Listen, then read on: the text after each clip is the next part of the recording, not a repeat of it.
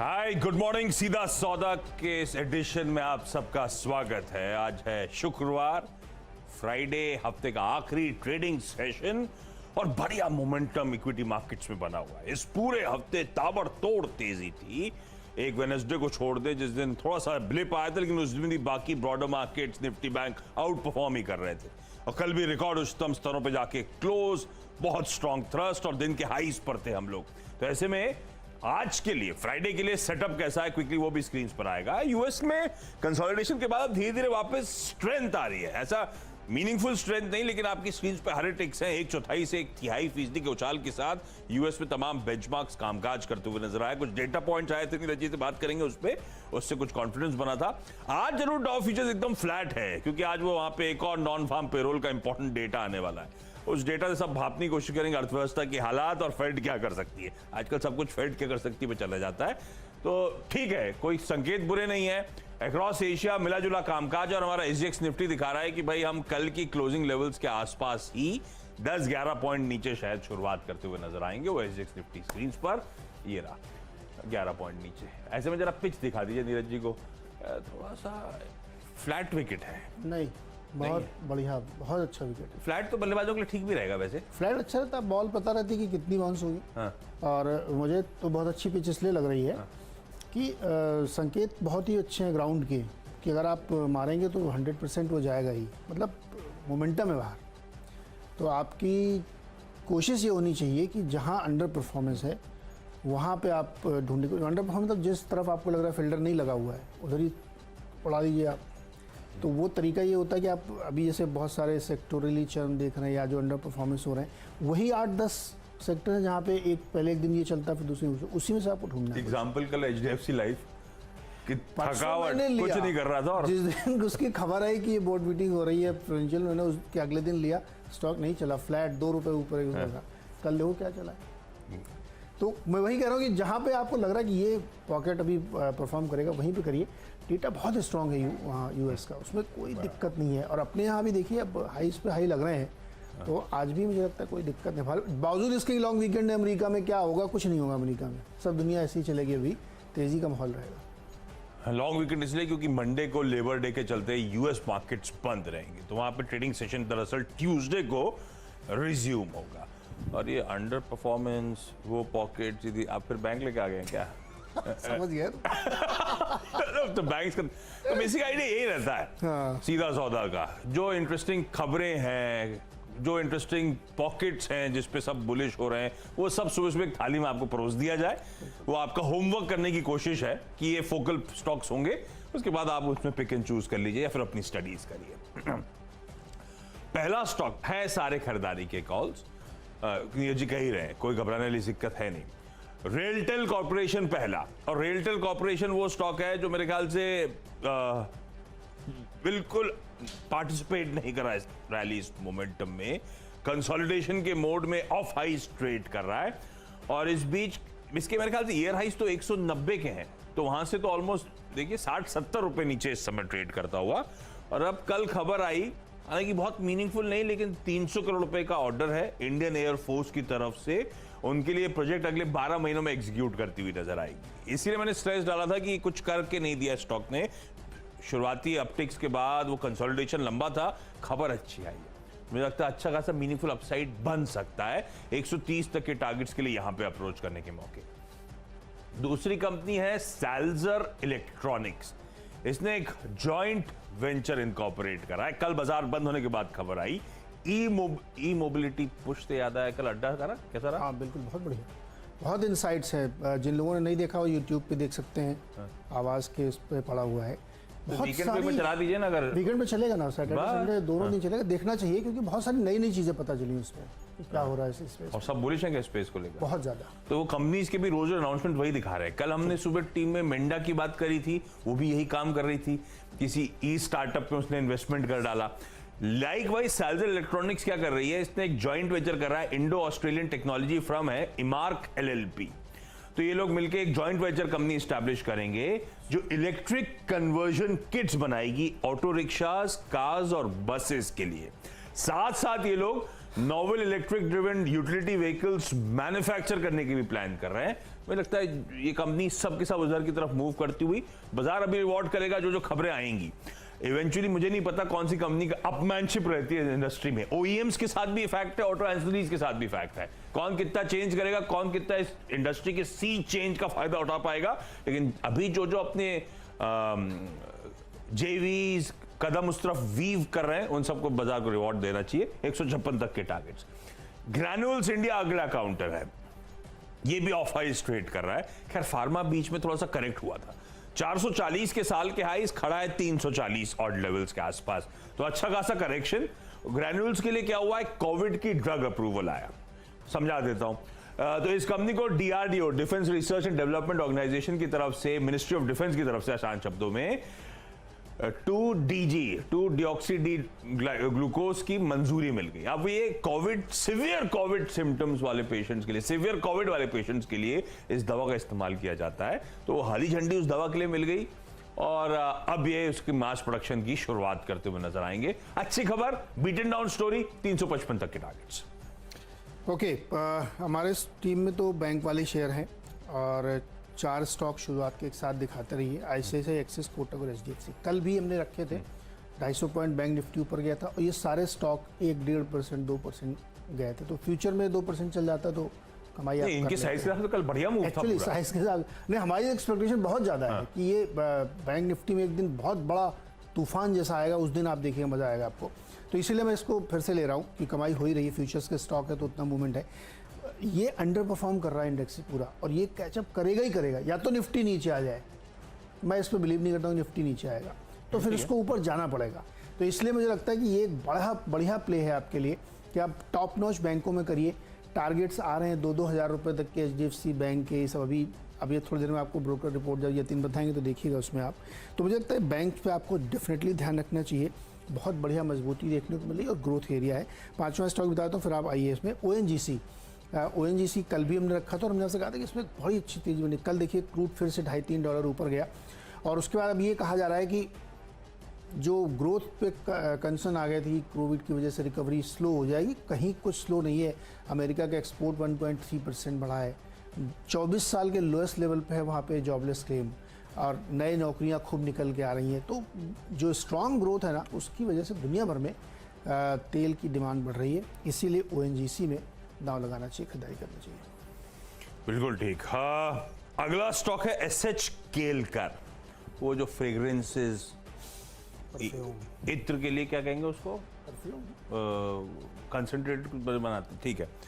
तो अब इस कंपनी की कल बिजनेस अपडेट आया, मंथली बिजनेस अपडेट। उसमें एक तो इनका जो महाड में यूनिट था वो बीच में शट डाउन हुआ था, तो वो क्योंकि और शट डाउन क्यों हुआ था, इंसिस्टेंट रेन, बहुत तेज बारिश हुई थी, इसीलिए वो रिज्यूम हो गया।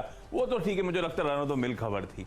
पर उसी बिजनेस अपडेट में एक और इंटरेस्टिंग चीज स्पेसिफिकली मेंशन्ड है कि ये इन्होंने एक बड़ा क्लाइंट होम केयर सेगमेंट में बैग करा है। लार्ज ग्लोबल एमएनसी प्लेयर है जो अब इनका क्लाइंट बनता हुआ नजर आ रहा है डोमेस्टिक मार्केट के लिए, और ये होपफुल है उसको और आगे भुनाते हुए नजर आएंगे। तो एसएच केलकर की ये ज्यादा इंटरेस्टिंग डेवलपमेंट थी। 155 के टारगेट्स के लिए यहाँ पे अप्रोच करिएगा। जैसे 190 मैंने कहा था किसी और स्टॉक के लिए, मुझे याद नहीं पड़ा। एसएच केलकर के भी साल के हाई 190 के ही हैं, वहां से स्टॉक करेक्ट हुआ था। खबरें अच्छी आ रही हैं, इसीलिए स्टॉक को मेंशन कर रहा हूं, खरीद के चलिए। एशियन ग्रेनिटो अच्छा मूव रह के दिखा रहा है ये स्टॉक, और इसके लिए कल इंपॉर्टेंट दिन है।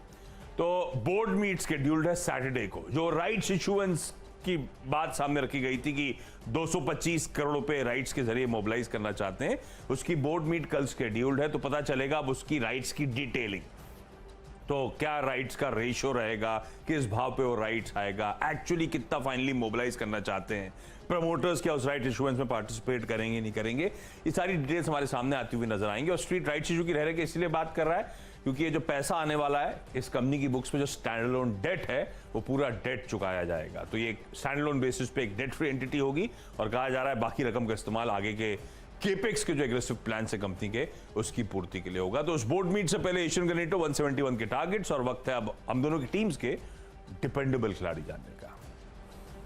डिपेंडेबल है डॉक्टर रेड्डीज, और इसमें भी बढ़िया तेजी बनी। कल लिया था, कल ये 2-3% चला था, और अब मॉर्गन स्टैनली के 58 से 58 के टारगेट की रिपोर्ट आई जाई है, तो इस पर ध्यान रखिएगा। इसने भी अपने ऊपरी स्तरों से नीचे की तरफ रुझान दिखाया, लेकिन हमें लगता है कि वो पलट के डॉक्टर रेड्डीज़ ऊपर, डॉक्टर साहब डॉक्टर रेड्डीज़ की प्लेट दिखा दीजिए, तो ऊपर जाएगा। कल ये 2-3% चला था, आज हमें लगता है फिर से वहाँ की रैली बढ़ेगी और ये 5000 का लेवल बहुत ही जल्द पार करता हुआ दिखेगा, यहाँ पर खरीदारी कर सकते हैं।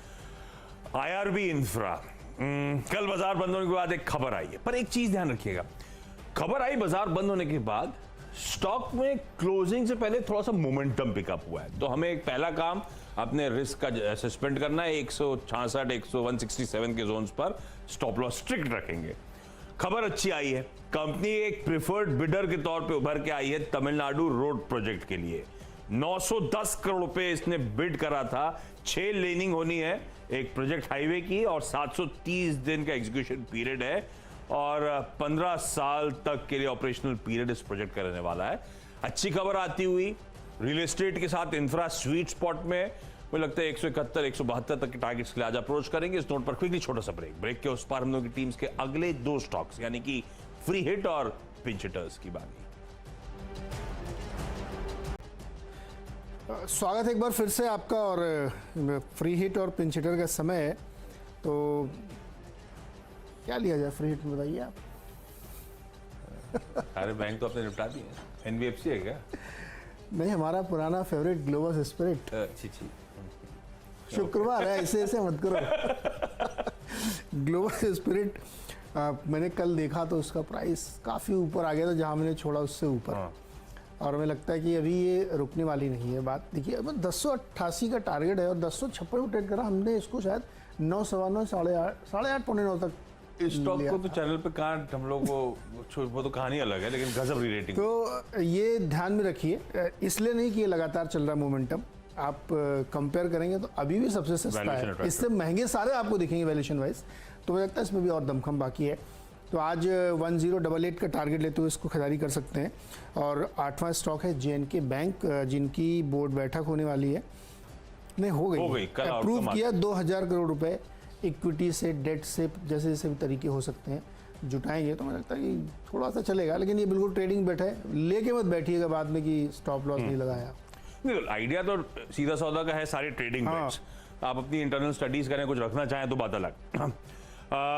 अच्छा, कुछ स्टॉक्स जो कल मैंने मेंशन करे तब कहा था कि ये 5% वाला है, अपने रिस्क असेसमेंट के साथ ही घुसिएगा स्टॉक्स में, क्योंकि कल मेंशन करा था और लाइकवाइज मैं मानता हूं कि वो थ्रस्ट जनरेट शुरू हुआ है तो आगे भी होगा। उसमें एक थी एस चांद एंड कंपनी, आपको याद होगा, तब मैंने बताया था कि स्मार्ट के इन्होंने वो प्री स्कूलर्स के लिए एक वेब और मोबाइल ऐप डेवलप करी है, तो समय के साथ बदलने की कोशिश कर रही है एस चांद, जिसकी किताबें हम लोग अपने स्कूल डेज में पढ़ते थे।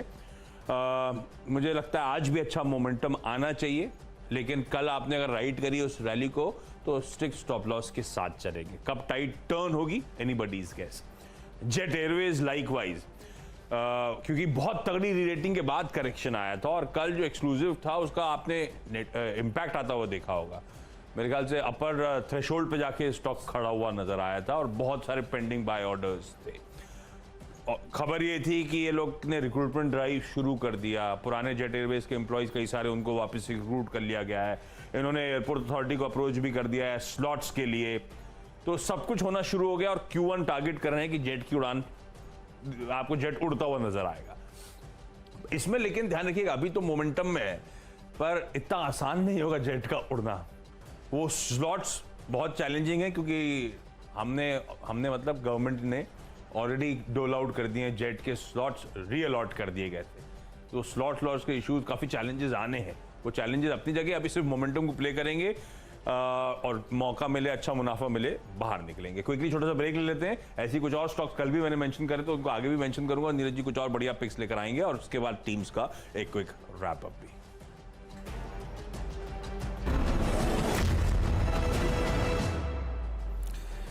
स्वागत है एक बार फिर से आपका, और अब बारी आखिरी 2 स्टॉक्स में, एक है कावेरी सीड्स और इसमें कल ग्रुप की तरफ से खुद ही बाइंग की गई है 3,19,000 शेयरों की 583.78 की प्राइस पे।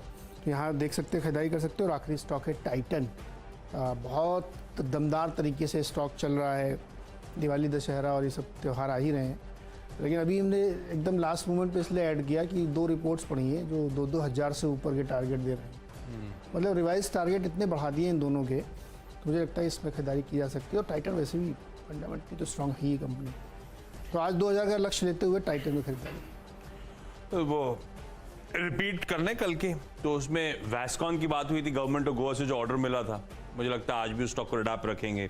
और दूसरा इंडोटेक ट्रांसफार्मर्स, जो मैंने कहा था ओएफएस आया था, ओएफएस सिर्फ इसीलिए आया था कि प्रमोटर्स को अपना शेयर होल्डिंग जो है 75 तक लानी थी, पब्लिक शेयर होल्डिंग का मिनिमम नॉर्म पूरा करने के लिए। वो कल अपडेट आया, एग्जैक्टली उतना ही करा है उन्होंने, पर ये स्टॉक बहुत तगड़ा करेक्ट हो चुका है।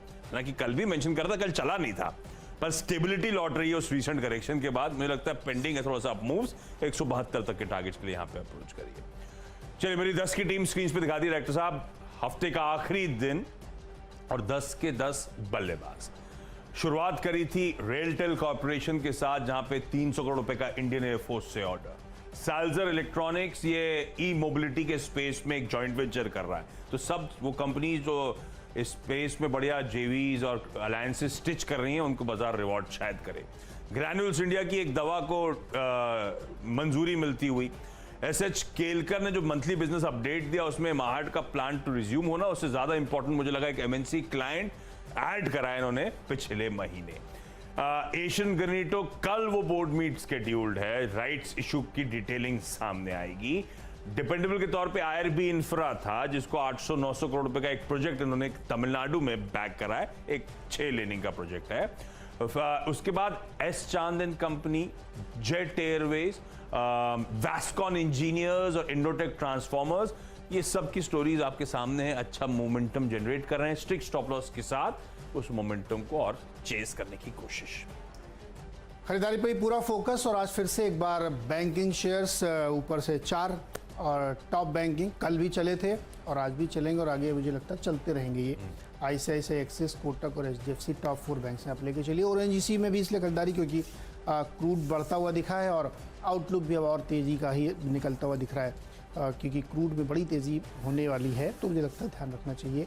डॉक्टर रेड्डीज़, ये भी एक रिपीट है, कल भी 2.5% चला था और अभी और चलेगा। अब तो 5800 के टारगेट मॉर्गन स्टैनली ने दिए, तो यहाँ पे ध्यान रखना चाहिए। फ्री हिट के तौर पे ग्लोबस स्पिरिट, जो हम लोगों ने छोड़ दिया था 900 के आसपास, अब ये 1050 हो गया है, अब ये 1100 की तरफ बढ़ने वाला है, तो यहाँ ध्यान रखिए। जेएनके बैंक ने 2000 करोड़ रुपये जुटाने की बोर्ड मंजूरी दी है, अलग अलग तरीकों से पाएंगे, तो यहाँ पे एक फोकस रख सकते हैं। कावेरी सीड्स में खुद खरीदारी की है कंपनी की ओर से, तो वहाँ ध्यान रखना चाहिए। और अंत में टाइटन, यहाँ पे भी बहुत अच्छे टारगेट्स दिए गए ब्रोकर के हिसाब से, और फेस्टिवल सीजन से पहले तमाम जो टाइटन के प्रोडक्ट्स हैं उनकी बिक्री बढ़ जाती है, ध्यान रखना चाहिए आप।